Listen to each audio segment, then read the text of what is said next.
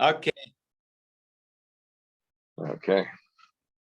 Okay, ladies and gentlemen, we have here Tony Shimkin. Applause for him, for him. Hey, great. Thank you. We have here 20,000 people in this room. Wow, it's a lot of people. Yeah, a lot of people. I can see them here. So this is very interesting for me because I was reading that your work is so fantastic, that you have been working with many artists. So I wrote here that well, I am Mexican, so I hope you understand very well what I'm saying. I do. And we have here that you are composer, producer, engineer, programmer, and editor for very famous people like Tina Turner, Prince, Janet Jackson, Whitney Houston, Madonna, and Paul McCartney. Is that right, my friend? Yeah, I started young. I started working in a very well-known recording studio in New York City called Soundworks when I was in high school, basically. And my last 2 years of high school, I started out as an intern. I became an assistant engineer.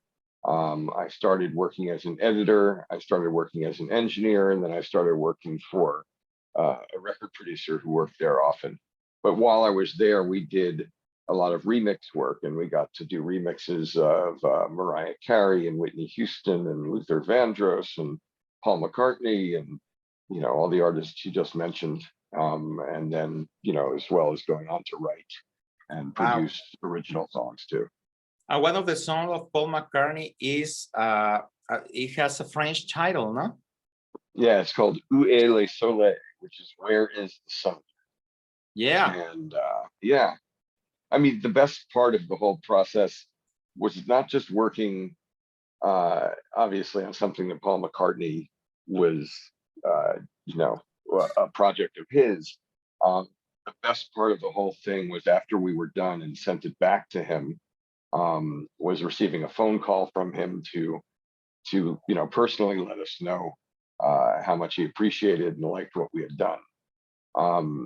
And then I had the opportunity to meet him when he was in New York doing a concert at Madison Square Garden.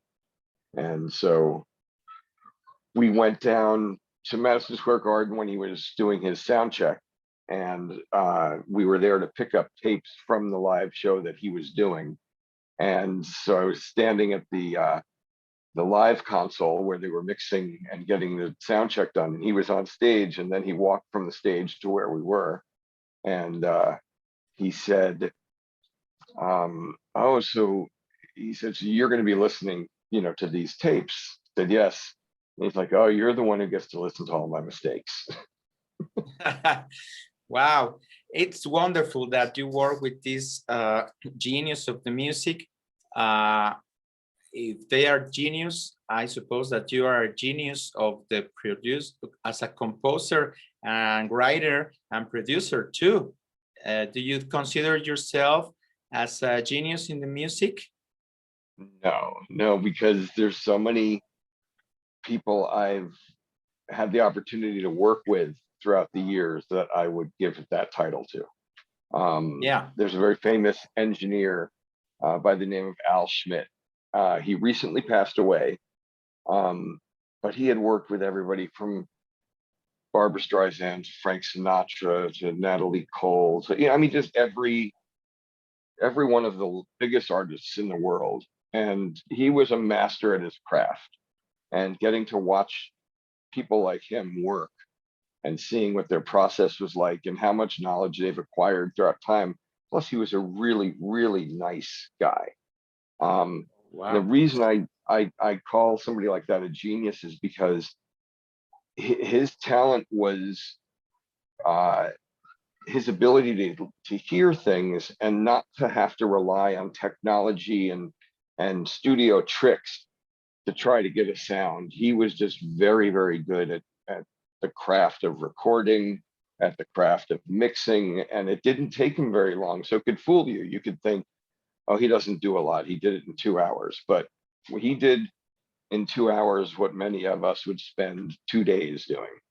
Wow. So people like that, musicians like George Benson or Paul McCartney, you know, as far as songwriters go, those are the geniuses. People like Paul McCartney and Stevie Wonder and Aretha Franklin, and you know those, and getting to work on records where their voices or their music, um, their music was just a treat in itself.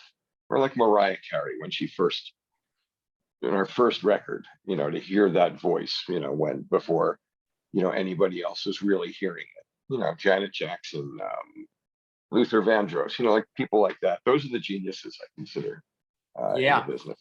And now that we know you have worked with many important artists in the world, is there an artist or band that you would like to work that you haven't worked yet? I'm really enjoying right now working with young, up and coming artists. There's a number of people I'm getting to work with now. There's one young musician I'm working with right now who's an incredibly talented songwriter, and he has been a really, really talented songwriter since he was, you know, a preteen, like, you know, 10, 11 years old, and he plays all instruments. And, you know, I remember getting to work on a record by Prince, and though, I mean, who would I like to work with now? I love Brandy Carlisle. I think she's extremely talented. I love Glenn Hansard. I love so many artists, and it's so many in such a variety of genres. And so I couldn't name one. I could never name one. When anybody ever asked me, hey, what's your favorite song or your favorite album or your favorite band, I could never narrow it down to one. Yeah, it's hard sometimes because when I ask this question, it's the same answer all the time. There are many bands or singers or songwriters that I love. This is the same answer all the time when I ask it. But you know what? Let me tell you something. One of my favorite, well, it's my favorite song of Madonna, and it's Deeper and Deeper. And I read that you and Shep Pettibone were the writers or or did the music and the lyrics. So when I read that, I was thinking, oh my God, this guy is a genius, because I really love this song. You said that you are not, but I think that you are. So I think it's interesting that you name that song, and only because you're doing this interview in Mexico, and there is some Spanish influence, obviously, with the flamenco guitar and the castanets and things in the middle of the song, and you know, it was just by chance. It was like I play bass primarily more than I do guitar or anything like that. So I was playing a guitar with my fingers, and it just happened to start evoking that kind of flavor of a guitar part, and then it just ran with it from there. But that's what I love. I worked after and for a time in between my record work, and you know, like the artists that I've worked with, I worked in doing music for TV commercials, and it was TV commercials for the United States, but all over the world, and in all these different genres of music. So we had to do Latin music, we had to do classical music, I had to do hip hop and R&B and all these. So I started finding that I really enjoyed blending different genres and different styles of music and instrumentation. You know, there's you know, just kind of breaking rules. Yeah, great. So now that we talk about Madonna, it's important. I can't let this topic, because Madonna is one of the most important artists, music artists in history. She's the queen of pop, I suppose. Yeah. So I became a big fan of Madonna, and I had a cousin that he passed away. He was the #1 fan in the world. I Wow. can't believe it. I remember I had a cassette of the Erotica album, and Mhm. he had the CD because he had more money to buy it. I I bought the CD because it was cheaper. I didn't have the money. I was a teenager and I was not working, but I was listening to all that music, and I Yeah. realized that all the songs are really good, and I thought this album is great. So I never thought to interview you because, well, first I didn't know who were the writers. Hmm. Now that I'm working with these interviews are great because you are, I think you are my favorite of one of my favorites. So it's a pleasure and an honor to talk with you. And we will share this interview for Mexican people. And what can you tell about people about your working with Madonna? What are your memories? um, it was the progression from doing some of the remix work, just taking existing songs like, um, something like Express Yourself or Like a Prayer, and then going into doing one original song like Vogue or something like that, then doing her greatest hits on the Immaculate Collection, but then getting to write, like the progression from doing a little bit with something that already existed to creating something from scratch. And it was such a collaborative effort. It's a lot of fun. Uh, I've always found enjoyed collaborating with other writers, um, more so than trying to do something solely on my own, because you're in a vacuum in that sense. You're just, there's nowhere to bounce things off of. You don't feed off of energy from one another. So I've always liked any opportunity I've got to collaborate, and and each person has their strength. A lot of the people I've written with, I've done the music and they write like top line lyric and melody. It was only later on, after all those experiences, that I started to really expand and try to do that part as well, or to do that part and not the music. So, I'm inspired by everybody I get to work with, and they're all just super creative and bring something different to the experience. Yeah.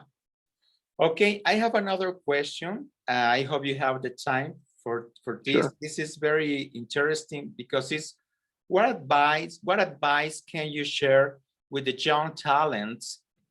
Because Yeah. there are a lot of talented people in the world, we know.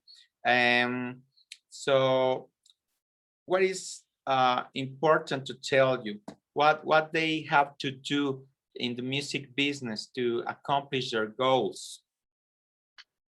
I was speaking with a young artist, that I'm working with now just yesterday about this exact thing, which is, just like I was when I was a child. I was inspired by so many different artists and different styles of music.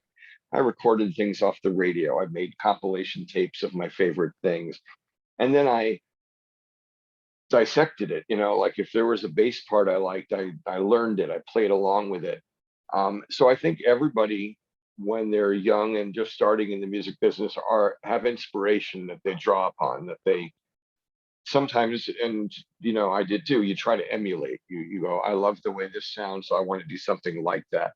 What I learned over time is that, to not be scared to do something that doesn't exist yet or feel like it's been done yet. Like, it's hard to judge something you're doing if it doesn't sound like something you've already heard.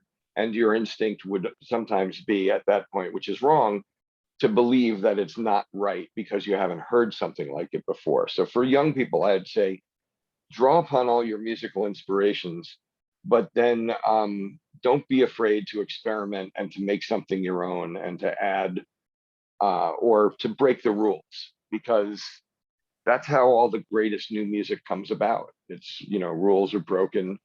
Um, sounds and instrumentation is different than anything that people have experienced before. And so what happens is that it becomes something that's very popular and then it's emulated. So if you look at like hip hop and trap music, for instance, and like rap music and R&B right now, it years ago, and I'm talking like, probably over 10 years ago now, it was a new sound. And now for the last 10 years, everybody's been emulating this one sound. Um, we go through these cycles and we see the resurgence of uh, older styles of music, like Dua Lipa brought back this kind of disco flavor into a lot of her music, but also has a modern spin to it. So I think everybody should just be bold and, I'd say do it scared, do it. Even if it doesn't feel right, don't be afraid to make mistakes, and don't be afraid to sometimes the best things come from mistakes. I think Yeah. sometimes the best sounds, the best compositions, the best lyrics, all of that can come from something that wasn't intended. Yeah, and I agree. But a lot of people, if you know, a lot of people are afraid of failure. But a lot of Yeah. people also are afraid of success. It's something that we can't believe, but it's true. They are afraid Mhm. of everything. So they don't want to step and go, and because they are afraid, and even if they are talented people. So it's important to have self-confidence, I think. It's important to have self-confidence and to just pursue and work hard, really work hard. I was watching that the new documentary on Amazon right now that Pink just put out of her concert tour. And you could just see the incredible amount of work she puts in to her shows, to her craft of writing, to everything, while at the same time being humble enough to recognize what everybody else contributes.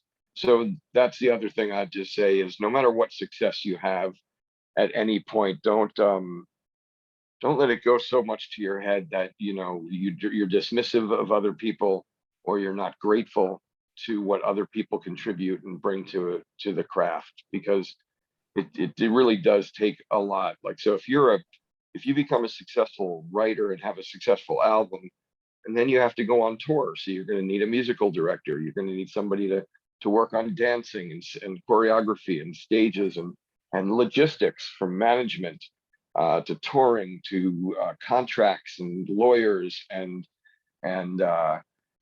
accountants, and all of these people are there to help you in a career, and you can't be expected to do everything, but to carry out your vision and to be somebody who's open to learning and accepting help and being grateful for the help they have around them. I think that's very important. Yeah, yeah. So this a new reality is called this program. So we like to share with Mexican people what you have to tell these producers, these engineers, and these famous songwriters, because we want to know your advice for the new generations. And this is very important. This is very strong message for all these people, because we need to encourage all this. A lot of people have anxiety or depression, or they are Yeah. suffering in the world. So we need this kind of conversations with this kind of to share these words with the world.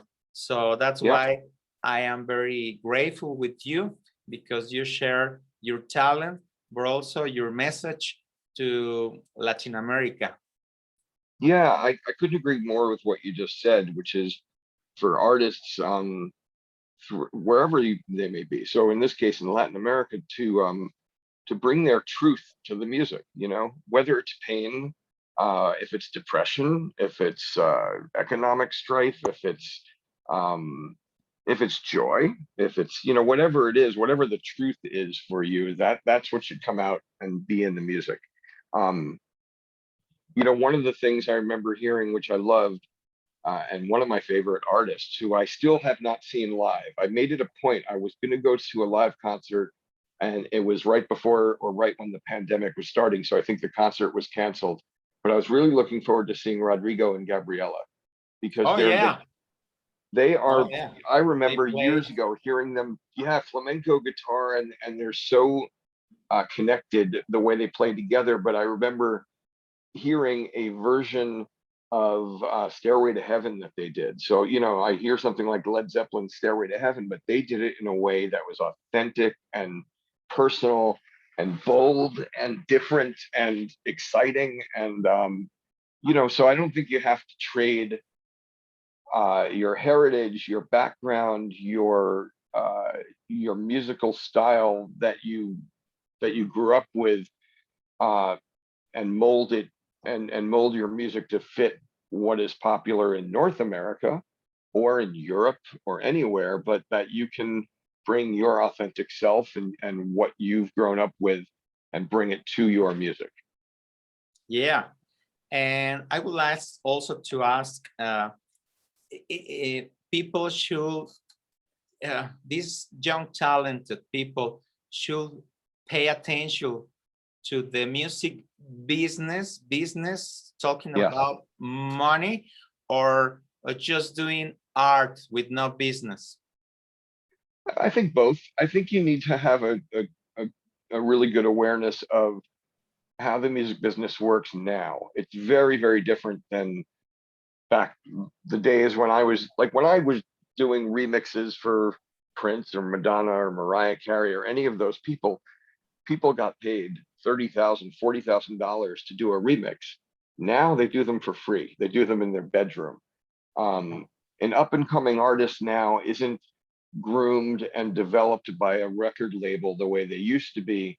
The record label looks for an artist who already has a following, who already has built a social media presence, who has already sold records and made videos and all of these things. So I think it's important to learn how the music business works now and to take advantage of all of the promotional tools that are available, whether it's YouTube, Instagram, TikTok, um, Twitter, whatever way you were going to reach out and reach people.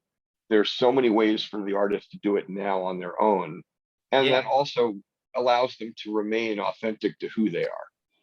Yeah, but are you really conscious that it's one of the hardest works in the world, because there are Mhm. millions of talented people, Yeah, and I don't think that everybody of them will have the opportunity for right. being reach a high level of success. Right. I So think if you're it's, doing it, you have to enjoy what you're doing and be doing it for that reason alone. And if success comes as a result, that's terrific. But if money becomes the objective, then you're also going to be prone to maybe sign a record deal that takes advantage of you, that takes away ownership. You know, I mean, if Picasso painted one of his paintings and somebody said, "Hey, that's great. We're going to give you $30,000 to paint a bunch of paintings, but we're going to own them." You know, they wouldn't be up for auction, you know, for millions and millions and millions of dollars. Like the artist has an ability now to maintain ownership of their work. What in the publishing aspect, in the creation of master recordings, they can retain ownership of those things. And if they have huge success one day, they will have all of this capital built up and they will have all of these things that they first created that will become much, much, much more valuable than they once were, along with their success.